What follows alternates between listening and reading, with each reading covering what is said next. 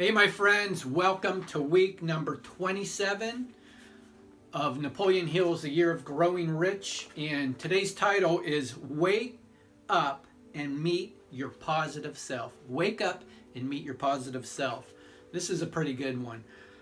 Army engineers in Alaska worked feverishly to complete a bridge. The river was frozen solid, and the engineers were using the ice to support the central abutments. Failure to get the central beams into position before the ice thawed would be disastrous. The steel beams had been made at a Pennsylvania mill, which meant a long haul to the site. To make matters worse, exceedingly bad weather had slowed the shipment down to the point at which the engineers had only a few days to complete the job. Finally, the beams arrived.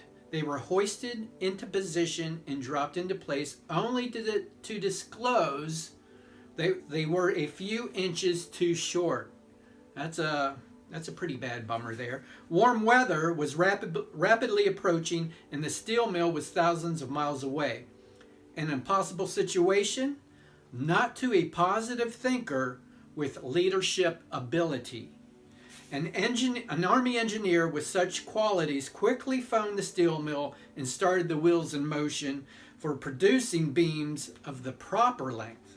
Someone at the mill also had qualities of leadership, which made the word impossible or of no importance. The beams were produced with record speed and rushed to Alaska under the direction of two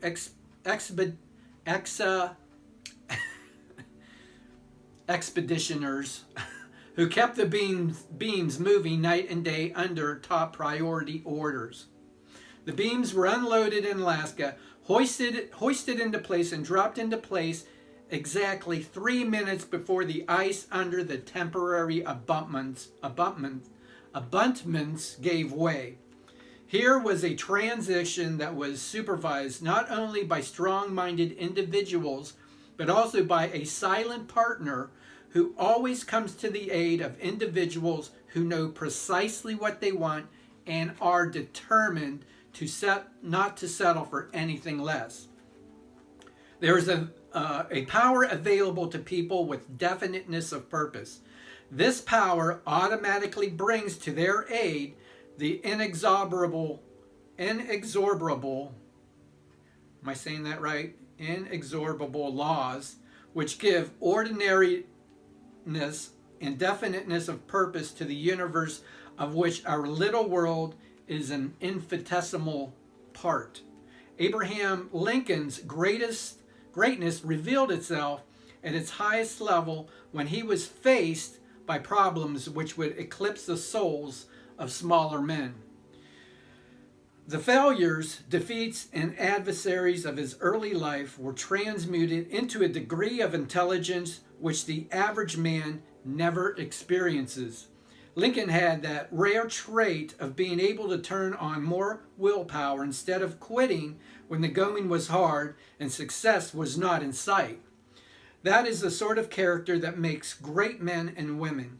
Anyone can quit or change his mind by turning his attention to something else when failure overtakes him. This is precisely what most people do under adverse circumstances. Perhaps that is the main reason why there are so many failures and so few successes in life. Think about that one. You do not see your real self when you look into a mirror. You see only the house in which your real self lives.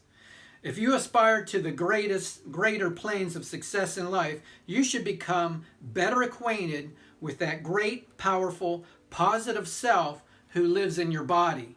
It can be the creator of all the joys you desire, all the material riches you need for peace of mind and happiness, and it can keep your physical body free from ailments. This unseen entity that dwells in your body can carry out to the finest detail the instructions you give it, but you must take the initiative and let it know what you want from life.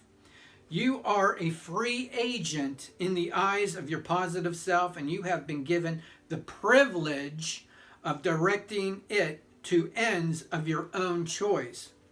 There are never a great number of geniuses who do the impossible during any generation, but whenever you find one, you will have discovered someone who has made contact with his or her positive self and directed it to definite ends in a spirit of perfect faith. I have had the privilege of working with and knowing intimately hundreds of the most successful men and women this nation has produced during the past half century. Every one of them attained success through the powers of the positive self. Take possession of your positive self, and it will put you on the success beam that you may be right and you may ride triumphantly to whatever heights of achievement you desire. So there you have it. Week number 27.